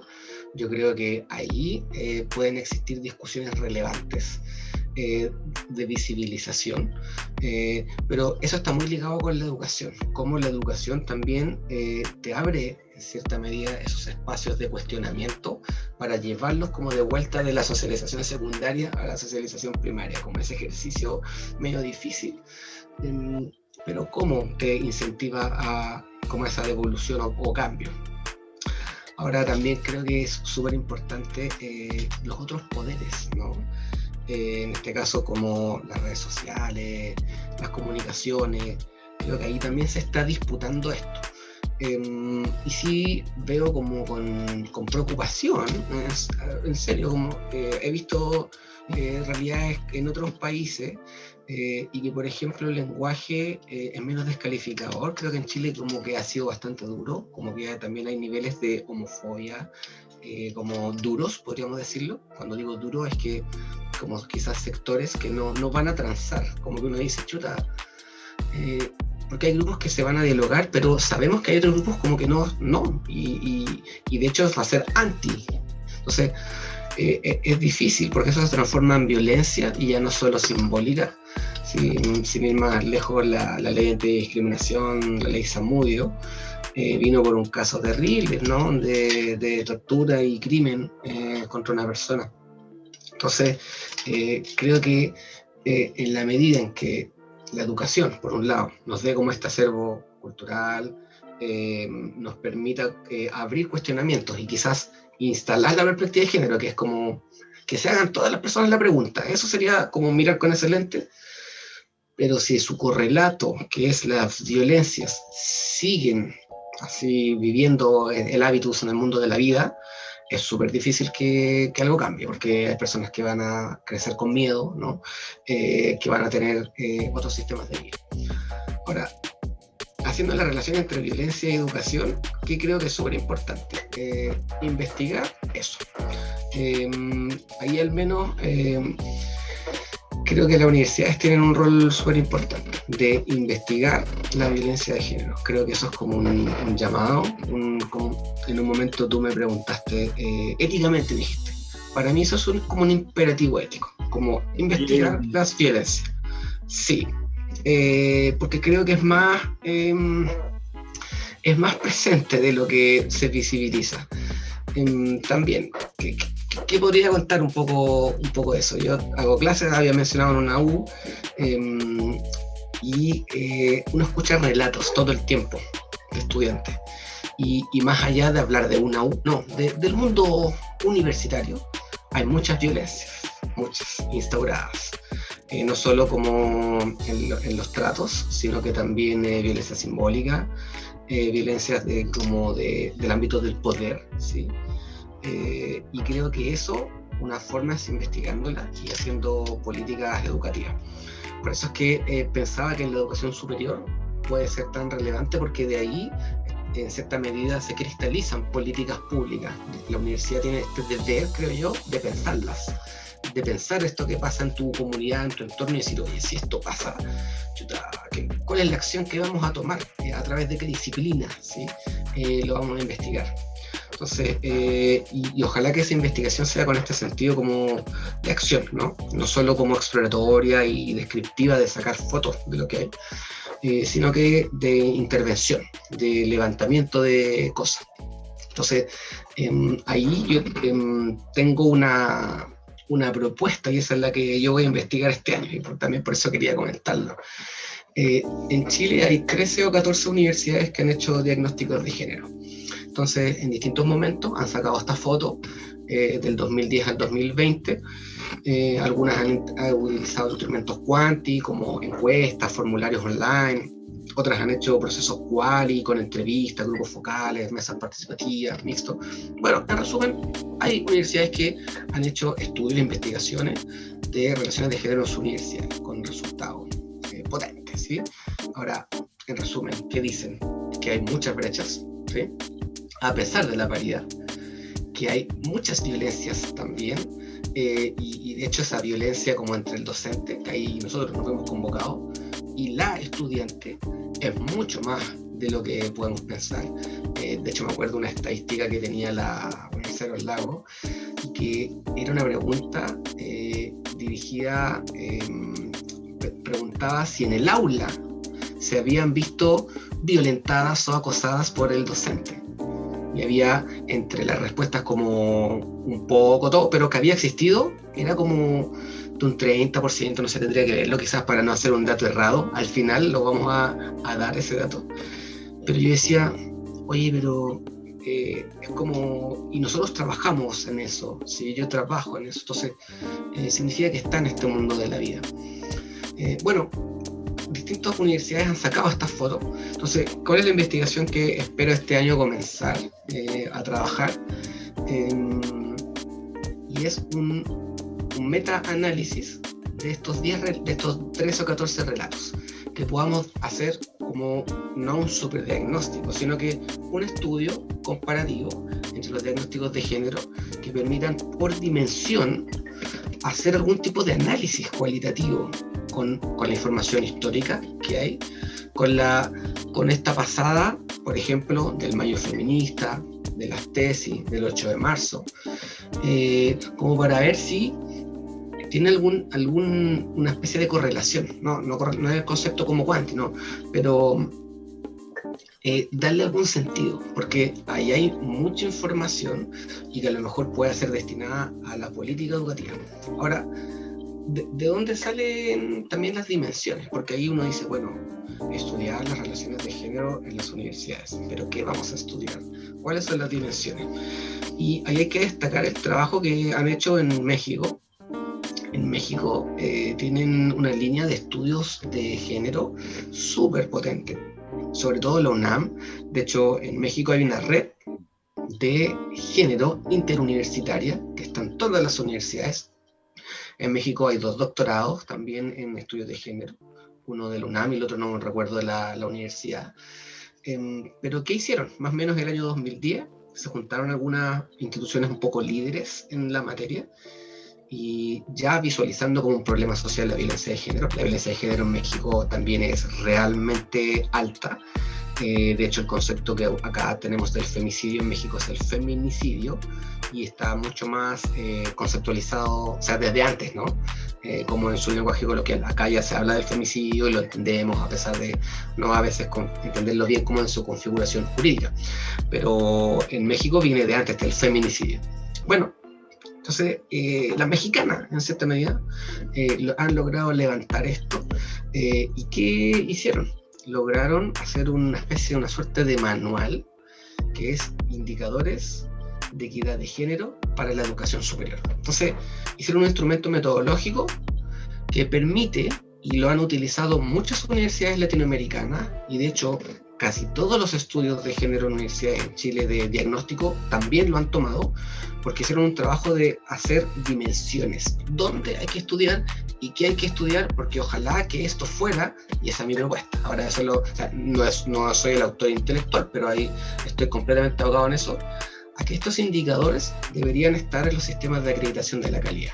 Entonces, en educación hay un paradigma que aboga por la igualdad y que entiende que sin equidad no hay calidad. Entonces, una institución, una universidad que busca la excelencia, no lo podría lograr si no tiene internamente relaciones igualitarias, equitativas, si no hay equidad. Porque parte desde la base de la excelencia. Bueno, entonces plantea dimensiones como por ejemplo la de violencia de género, que se tenga que medir. De hecho, el otro día yo he participado harto en este tiempo en cosas del UNAM, en conversatorios, porque tienen mucha producción. Con el conversatorio del UNAM, ¿cierto? Y que planteaban que este año, por primera vez en la evaluación docente, había un ítem que a los y las docentes les van a evaluar violencia, discriminación, hostigamiento. Entonces, también te obliga como estamento, ¿cierto?, a determinada conducta. Bueno, entonces tiene dimensiones que son propiamente de aspectos como contractuales, dimensiones de investigación, dimensiones de proyección de la mujer, como de, bueno, generará espacios también para permitir que se rompan las brechas, como por ejemplo en Chile, la Universidad del Biobío ahora tiene una cuota para mujeres, ¿sí? Entonces, para poder equiparar quienes entren a ingeniería, no sea como el tercio solo de mujeres, sino que tengan más cupos que los hombres. O lo que ha planteado la USACH, ¿cierto? Que la USACH tiene un departamento de género también potente, y han planteado que deben existir estas políticas afirmativas, ¿no? No es como, bueno, no vamos a hacer nada, no. Tiene que haber dispositivos institucionales que estén dirigidos a eso. Bueno, entonces, volviendo a esta idea de hacer una comparación, idealmente, en la investigación que yo quiero hacer, y que es parte de estudios que voy a cursar en género, es que el producto pueda ser entregado realmente a las instituciones de educación en Chile. ¿Para qué? Para tener quizás una matriz, o tomar estas dimensiones mexicanas, pero adaptarlas a nuestra realidad sociocultural, y que podamos tener indicadores para saber si existe algún tipo de progresión, si las violencias, cuán presentes están o no. Bueno, eso netamente es política educativa, y es lo que yo creo que debiese en cierta medida desarrollarse, e incide directamente en esta relación, ¿sí? Entre las personas. Y por eso creo que es clave en la educación superior, y también en los otros tipos de educación. Yo sé que he hablado más de la educación superior, y de hecho solo creo que de educación superior, pero es porque es donde me he metido y quizás podría decir como ideas. Básicamente eso respecto a la educación. Súper. Bueno, estamos con Cristóbal, ¿cierto? Morales, conversando con respecto al género, acá en la entrevista de Sur Uno Sur, y en realidad ya cerrando la entrevista, ha sido una intensa entrevista, ¿cierto? Con mucha información. Cristóbal nos ha entregado muchos contenidos, pero antes de que se nos escape, don Cristóbal, queremos consultarle con respecto al género y salud. Pasar un poquito a esa área. En función a esta perspectiva crítica, en función a esta visión del género que nos plantea, ¿cierto?, desde la sociología, ¿qué vinculación o cómo linkea, ¿cierto?, género con salud? ¿Qué mirada le das? Oye, hay un temazo también, en el sentido que la discusión respecto al sistema sexo-género viene con la perspectiva biologicista. Desde ahí un poco se fundamenta. Entonces, la problemática del cuerpo y de la atención del cuerpo está permeada de las mismas discusiones a nivel social. Entonces, el sistema de salud, en cierta medida, también reproduce estos discursos que hay en la sociedad, ¿sí? Entonces, quizás podríamos pensar, bueno, el sistema, como pregunta práctica, ¿no? El sistema de salud, ¿desde dónde mira a las personas? ¿Desde una construcción social de género?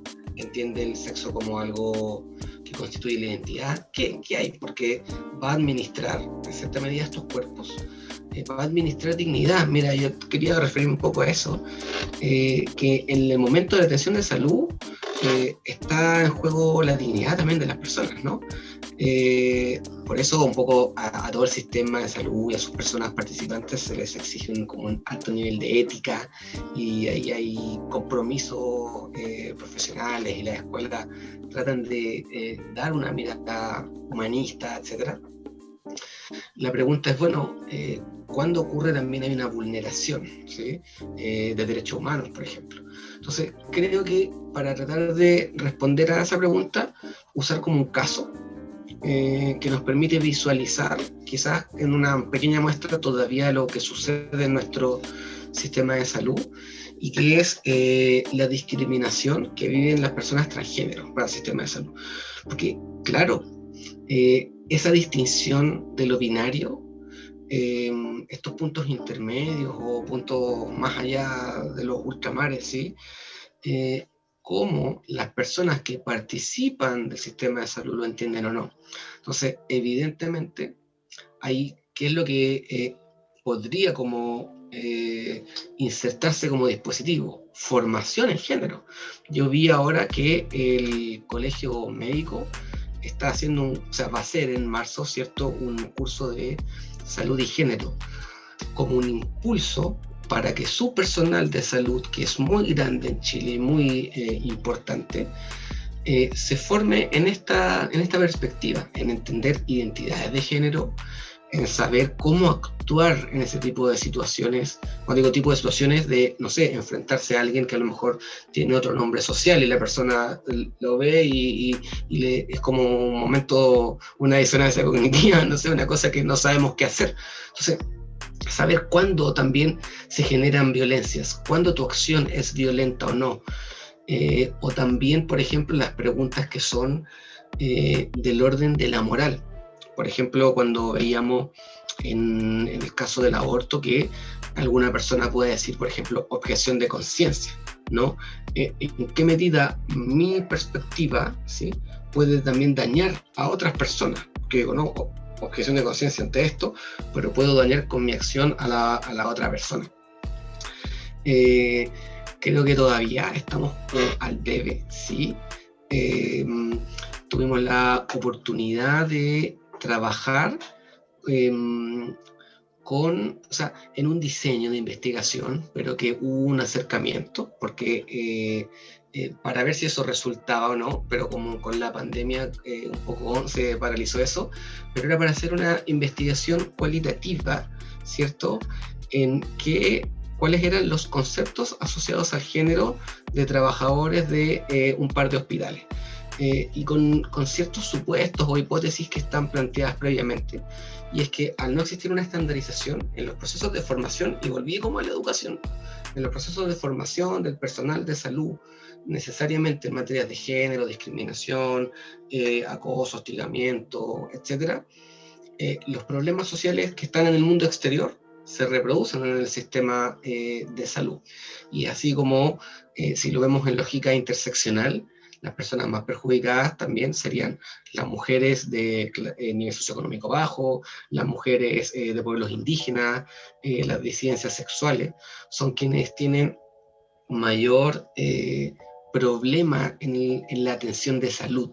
Entonces, finalmente habría que ver este problema que se genera en género y salud con una lógica también interseccional, no solamente como cultural, ¿no? Que es la crítica como a mirar mucho la educación, como que le ponemos mucha ficha a la cultura, pero también hay otras variables sociales como el mismo nivel socioeconómico, ¿cierto? Entonces, por eso creo que en el ámbito de salud está la discusión del cuerpo y ahí la salud mental, desde las violencias, es que a lo mejor incorporar distintas como perspectivas teóricas que puedan ayudar a interpretar el impacto de esas violencias en la salud. Y ojo, cuando hablamos de la salud comunitaria, porque, por ejemplo, en una familia, espacio de socialización primario, y que vemos que se devela como un familiar que abusó de alguien y la denuncia no es inmediata, de hecho es larga, pueden pasar muchos años, de hecho estaba el debate cuando expiraban las leyes, entonces era terrible, más encima expiró, como eso que expiró, pienso yo. Bueno, ¿qué pasa ahí? Si lo vemos como una lógica de salud comunitaria o salud colectiva de ese grupo familiar, afecta esas distintas mentes o psiquis que están ahí. Destruye algo, destruye cierta dignidad que se ha construido, entonces hay un problema de salud mental también. Y cómo hacemos para tratar de entenderla y de que el ámbito, no sé, de la psicología o las distintas disciplinas de salud en verdad se puedan empapar, ¿sí?, de esto, de lo que son las violencias de género, de que no las reproduzcan en sí mismas, ¿sí? Que claro que va, por ejemplo, la violencia obstétrica, ¿sí? Que hay mujeres que han sufrido momentos realmente negativos, ¿cierto? Quizás en un momento en que y ahí, claro, aquí faltaría una mujer para hablar, ¿no? Yo no lo puedo vivir, no lo puedo pensar, pero quizás de relatos que he leído o escuchado, quizás es el momento de, quizás como de sororidad, ese concepto que tienen entre las mujeres, y a lo mejor no lo hubo, y hubo violencia. Y quizás no solo de esa persona, sino que como de este sistema, ¿no? Cuando, o en el parto, o cuando, yo el otro día leía que, pero no era en Chile, era en Brasil, que una persona había tenido una pérdida, una mujer, pero había que operarla para extraer, digamos, pero en el hospital se negaban, porque le decían, oye, te queda muy poco como para cumplir el tiempo de gestación, entonces es esperar como que salga, ¿no? Entonces, decía, imagínate, los hombres quizás no somos ni capaces de ver eso, me cuesta verlo porque nunca lo has pensado. Te abre también la idea como a esto que mencioné un momento de la maternidad, ¿no? De la no maternidad, ¿sí? Escuchar relatos, ¿por qué? ¿Por qué no? ¿Por qué no maternidad? Si el rol de la mujer, el estereotipo es que para eso vino al mundo, ¿no? En esta lógica, ¿cierto? Entonces, ¿qué hay ahí? Quizás también hay, o sea, por mencionar algunas cosas que no es de mi experiencia, es de lo que yo leo en esto. Por ejemplo, el miedo a la transformación del cuerpo. Claro, es muy válido y los hombres no lo pensamos jamás. A la mujer se les transforma el cuerpo, ¿no? Entonces, quizá uno no lo piensa y es como, claro, pues, evidentemente que hay un miedo, hay algo, hay todo un proceso. No sé, por ejemplo, también como pensando en discursos, ¿sí? La autonomía, ¿cierto? La autonomía respecto a lo que era la relación anterior con el hombre, que no la había, entonces ahora hay una autonomía y también autonomía en el cuerpo, porque sí, porque no. Bueno, pero ahí me estaba desviando un poco y quería volver a lo de salud. Entonces, creo que en el ámbito de salud, que es de choque, de primera línea con las personas, es uno de los espacios donde más debiese haber formación con perspectiva de género. Muy duro, así, y sobre todo pensando en las disidencias sexuales, para que puedan en cierta medida comprender este fenómeno social ya mundial, ¿cierto? Porque si no hay altos niveles de discriminación o incluso como probablemente delitos que se puedan cometer. Bueno,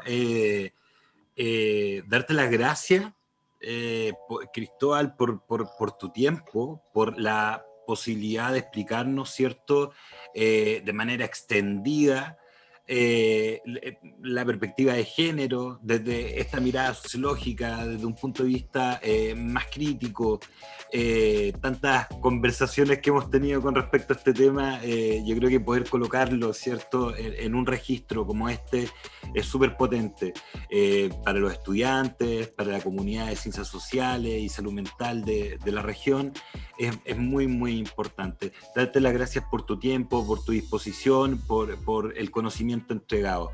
Eso principalmente. Darte las gracias y esperar de que esta no sea la última entrevista. Pueden venir más entrevistas también para adelante. Bien, bueno, dar las gracias por el espacio, creo que ha sido bastante sincero. Cuesta obtener esta mirada sin conversación.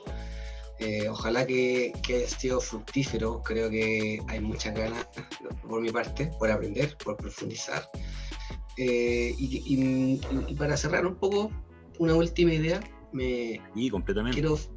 Quiero finalizar como en ese reconocimiento a las mujeres y a la disidencia, insisto en eso. Aquí no es mi idea, como hombre también, llevarme como los créditos de lo que está pasando, ¿no? Sino que solo trato de poner como mi saber y mis ganas a disposición de articular otros saberes y otras personas. Creo que están dando una lucha que es tremendamente justa y que debe en cierta medida llevar al cambio cultural. Y finalmente, y por eso yo decía, es como una religión esto. En el fondo es como que uno cree y se la juega por eso. Y por eso yo admiro todo el movimiento feminista y para cerrar nuevamente, me quedo como con cuando se leyó eso de los personajes, los personajes más impactantes o más influyentes con las tesis. Creo que si pudiese sintetizar en algo lo que trato de pensar, creo que ahí estuvo, y es performático también, entonces incorpora todos estos saberes de la teoría del género, de la lectura sociológica antipatriarcal, la lleva, la cristaliza. Entonces, eso, y con mucha fuerza eso, que claro, nos dieron una cátedra de lo que es como una sociedad. Así que eso, te agradezco el espacio y ojalá que sea este mismo espacio de mucho crecimiento y entretención con otras personas también.